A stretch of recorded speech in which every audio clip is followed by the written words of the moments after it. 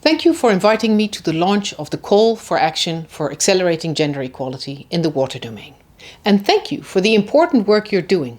We're excited to work with you on this issue.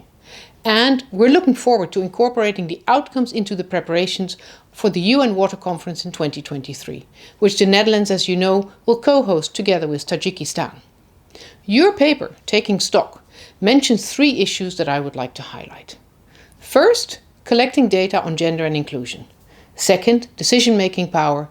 And third and finally, financing. Now, first of all, data. The call for action is a plea for collecting more and better data on gender in relation to water issues. But it's not just data.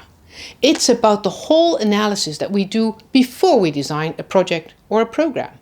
A gender and inclusiveness analysis is mandatory for all water programs funded by the Directorate General for International Cooperation, otherwise known as DEGIS. It should result in a program objectives and concrete activities which are monitored and then assessed in the final evaluation for learning purposes.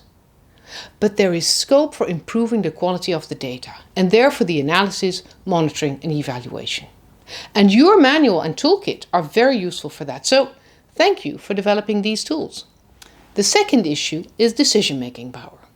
Despite our efforts to include women, they are still underrepresented in decision-making bodies in the areas of water management and WASH.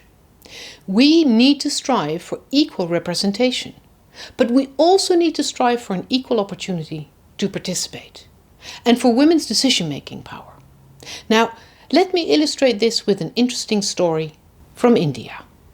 A 2017 World Bank study on village democracy in India analyzed word for word who attended meetings, who spoke, and whose words were reacted to.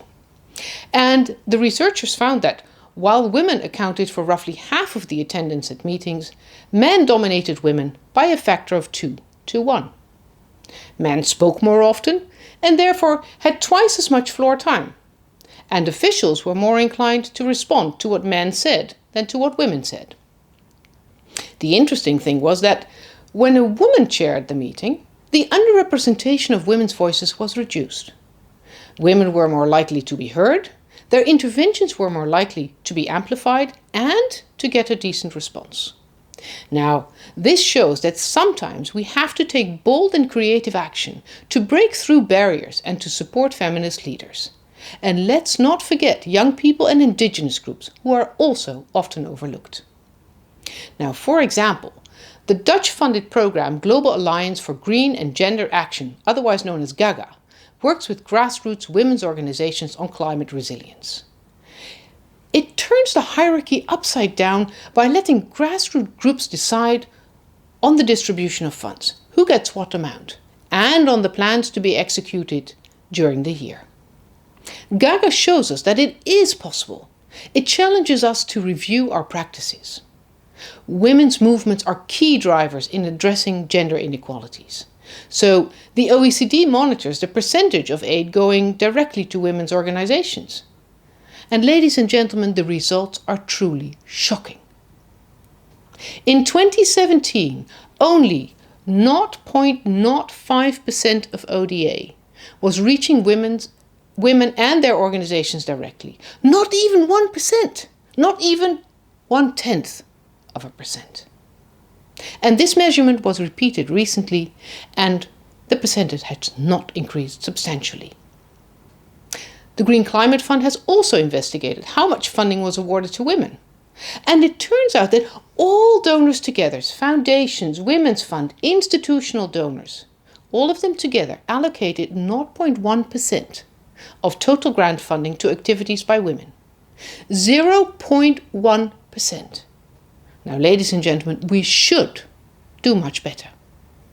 Why is this a problem? Well, first of all, receiving funds and therefore the recognition and support that comes with this for their specific experience, traditions, knowledge, ideas on ways to improve decisions on water is empowering for women. It also strengthens women's autonomy. But just as importantly, if women have decision-making power over their funds, their decisions are much more likely to reflect women's needs and ideas. And so there is room for improvement in the water domain. Could it be that our own procedures, our own requirements sometimes hamper women's participation? Should we set quotas, for example, on funding for grassroots women's organizations and organizations of indigenous women who are doing exceptionally important work in water management? For example, small grant funds often reach grassroots women's groups that we do not reach, and the transaction costs don't seem to be that much higher. Gaga is truly an inspiring example. Of all the funds allocated to Gaga, no less than 75% reach grassroots women's organizations. And we can also learn a lot from other feminist funds, like Leading from the South. More than a year ago, before COVID, long time back therefore, we held a roundtable meeting with other donors and private funds on gender, inclusion and the environment. And the focus was really on how to reach grassroots women's groups in water and climate. We would like to continue sharing experiences on how we increase funding flows to women's organizations in the area of water and how to support feminist leadership. I'm determined to raise the discussion of these issues, data, decision-making power and financing at the UN Water Conference. And I look forward to working with you and with all those women's organizations not yet in this room. We need to enable women to access their rights to water and sanitation and to live in a healthy, clean and safe environment. And all of us together, we can get this done. Thank you.